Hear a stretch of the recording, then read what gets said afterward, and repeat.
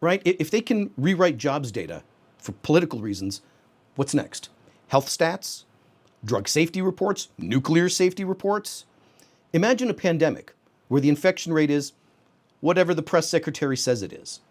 Imagine a bridge inspection that says safe, because marking it unsafe would be bad for your reelection.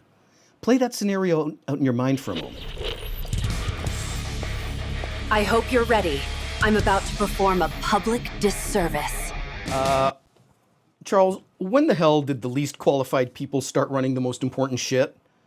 I gotta cut straight to the chase here. No high school essay upside down pyramid shit. The national security apparatus is being run by crackpots. Crackpots. And not like the New York subway charming eccentric kind. I mean like tinfoil hat, Bible hellfire, reptilian alien government conspiracy crackpots. This is nuts. I think, I'm pulling this out of my butt, but I think it started with Rick Perry. You remember Rick Perry? He was governor of Texas for a while. And then Bush II, not Bush I, the war hero, scholar, diplomat. No, Bush II, Colonel Clusterfuck. He hires Rick Perry to run the Department of Energy. This was the same guy who couldn't remember the 3 departments that he wanted to eliminate. And when he found out energy manages the nuclear stockpile, he was like, oh shit, I'm in charge of the nukes? He had to Google his own department to figure out his job description, okay? And we made jokes about it and we laughed about it. And really it wasn't funny. Because that's the problem. We treat these moments like they're a blooper reel, when reality, it's a giant red alert klaxon sounding. Because the Department of Energy, it's not about gas prices and light bulbs. It's the people who keep the nuclear reactors from exploding when they're not supposed to. You put the wrong guy in charge, suddenly your nuclear safety depends on whether or not your boss skimmed the instruction manual or not. So it was Perry and Sarah Palin, remember? It was those types. That was the opening act for the coming dumbass parade. Case in point, 2 weeks ago, at the Bureau of Labor Statistics. BLS is a bunch of pencil-neck statisticians and math geeks who track jobs, wages, inflation, shit like that, economic data. Think of them as the scoreboard operator if the economy was a ball game. They don't get to play, they don't get to call the shots, all they do is count. They count the hits and the runs and the strikes and at-bats and assists and errors. While their commissioner, Erica McIntarfer, puts out the latest jobs report, and the stats did not paint a rosy picture for the direction of the economy. Boom, she's fired. Fired. Fired the messenger. She killed the messenger. And, there were accusations, oh, it was fraud, it was scandal, she did it intentionally to make me look bad. The objective reality, Trump basically said, your numbers make me look bad, so pack your desk. That's like the football coach firing the scoreboard operator because the other team scored. And this is the dangerous part. If you can politicize the scoreboard, you don't just lose the game, you lose all objective truth, right? If they can rewrite jobs data for political reasons, what's next? Health stats, drug safety reports, nuclear safety reports. Imagine a pandemic where the infection rate is whatever the press secretary says it is.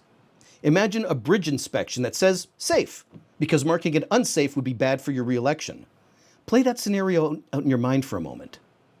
Hey, how about our new FBI director, Mr. Kashyap Pramod Patel, conspiracy theorist, Trump loyalist, podcast guest, full-time government heckler, the guy who used to call the FBI corrupt and deep state, called the FBI a threat to democracy, and now he runs the FBI.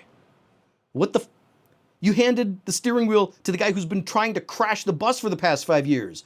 He pushed Spygate. He tried to bury the FBI's Russia investigation. He co-wrote the Nunes memo, this political fan fiction that was designed to make the FBI look like some kind of communist sleeper cell. The FBI director, he's not just a cop.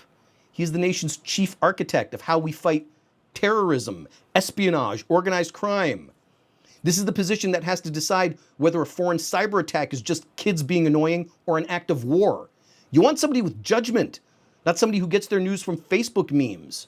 And his deputy, Dan Jingle Bells Bongino.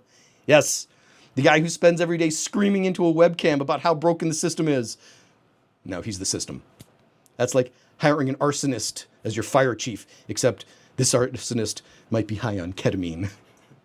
Well, definitely is. There's plenty of great examples. Marjorie Taylor Greene, Lauren the human handjob Boebert. My absolute favorite?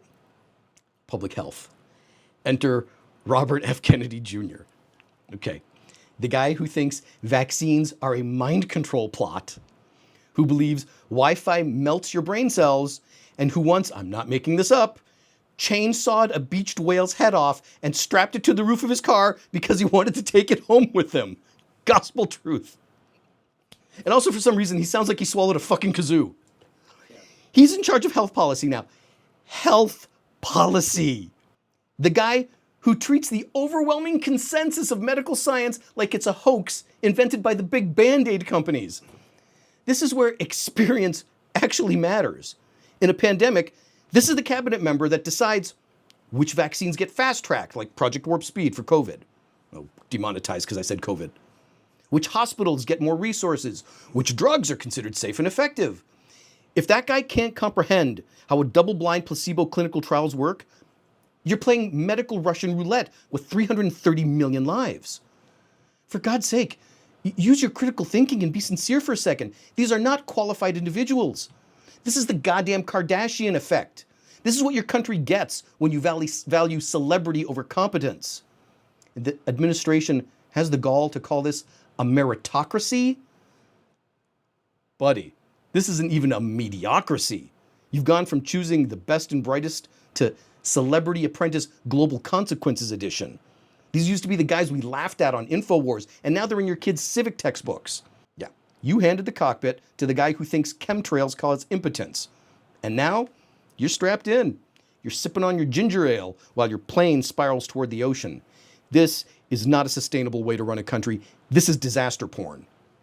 This is like when you had that kid in grammar school who you knew was about to throw a tantrum, and you kind of secretly wanted him to because you knew it would be funny.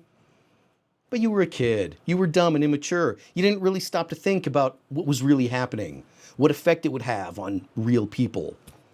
So the next time someone in the government tells you we're operating as a meritocracy, remind them only if that merit is being loud and ill-informed and dangerous on a podcast. Like, share, click subscribe, do all that, or don't, because I really, really don't give a shit. Do you remember the joke from Dennis Leary when he looks at the pack of cigarettes and goes, "Oh my God, these are bad for you. I thought these were good for you and had vitamins in them and stuff." That's what I picture. Yeah, that's exactly it. Menthol, because they're refreshing. Yes.